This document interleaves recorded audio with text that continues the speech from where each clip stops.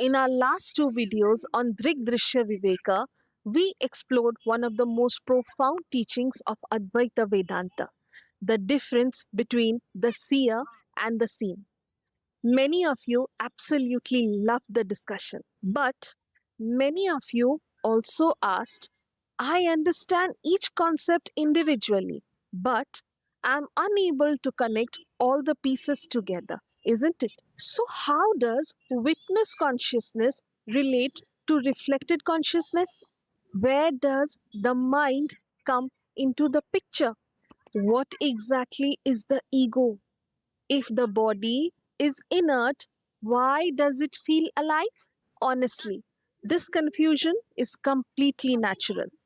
The original version of Drigdrishya Viveka are incredibly concise.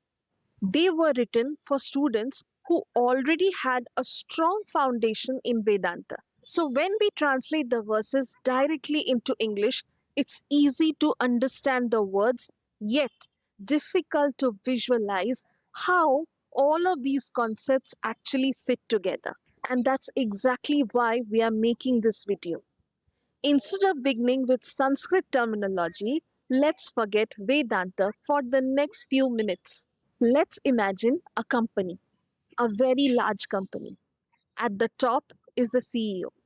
The CEO owns the company, but he never personally operates the machines on the factory floor, does he? Instead, he appoints a manager.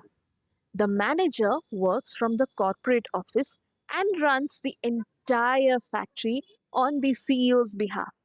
The workers never receive instructions directly from the CEO. They only listen to the manager. The machines don't know the CEO exists. As far as they are concerned, the manager is the one running everything. Now, here's the interesting question.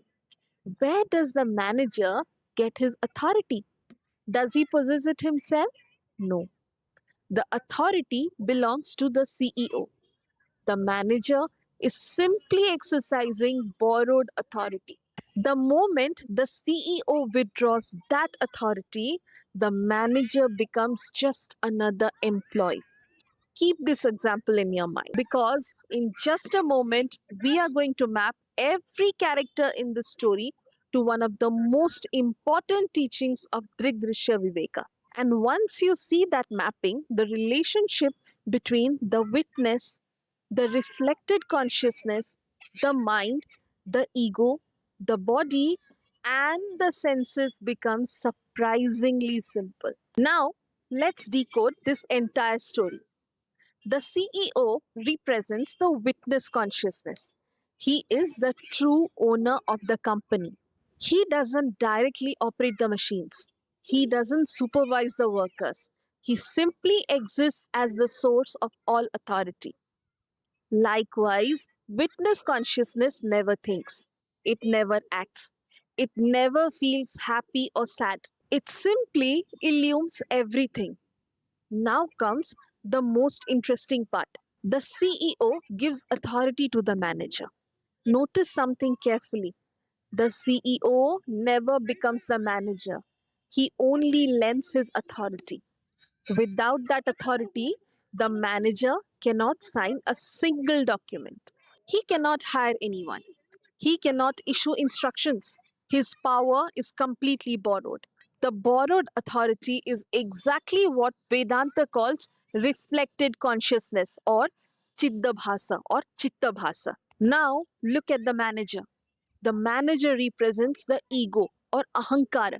The ego appears intelligent, it appears capable, it appears conscious, but not because it possesses consciousness of its own. Just like the manager borrows authority from the CEO, the ego borrows consciousness from the witness. Now let's move one step further. Where does the manager work? He works from the corporate office. In our analogy, the corporate office represents the mind. The mind becomes the headquarters through which the ego functions. Every decision is processed there. Every plan is made there. Every emotion is experienced there. Now, Think about the workers on the factory floor. Have they ever met the CEO? No. Everything they know comes through the manager. In the same way, your body never experiences the witness directly. Your senses don't know the witness. Your eyes don't see by themselves. Your ears don't hear on their own. Your thoughts don't think on their own. Everything functions because the ego, empowered by borrowed consciousness, coordinates the entire system through the mind. Finally, the factory itself represents the body, and the workers, machines, the departments, they represent the instruments of the ego. Your senses, your intellect, your memory, your emotions, and every faculty through which you interact with the world. Now, the entire picture begins to emerge. Witness consciousness lends its presence. That presence is reflected in the mind. That reflected consciousness empowers the ego, and the ego directs the mind. The mind operates the body's instruments.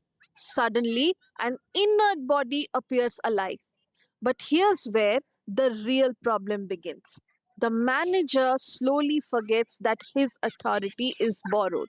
He begins believing, I am the owner of the company. That single mistake changes everything. And according to Drigdrishya Viveka, that is exactly what the ego has been doing all along. Now comes the final and most important insight. The problem is not that the ego exists. Without the ego, functioning in the world would be impossible. The real problem begins when the ego forgets that its consciousness is borrowed. Just as the manager begins believing he owns the company, the ego starts believing I am the real self. From that single mistake arises fear, pride, comparison, attachment, insecurity, and the constant struggle to protect an identity that was never independent in the first place.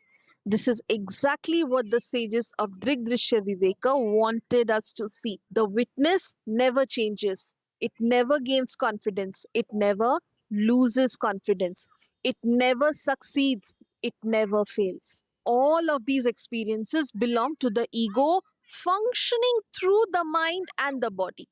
The moment you understand this relationship, the verses that we discussed in the previous two videos stop feeling like abstract philosophy. They become a direct explanation of your own experience. If you have watched those videos before, I encourage you to revisit them after this one. You'll notice connections that probably weren't obvious the first time. And if this explanation helped you see Drigdrishya Viveka in a new light, let me know in the comments. In the next video, we'll continue unfolding this extraordinary text one verse at a time. Om Bhattuka Bhairava Namah.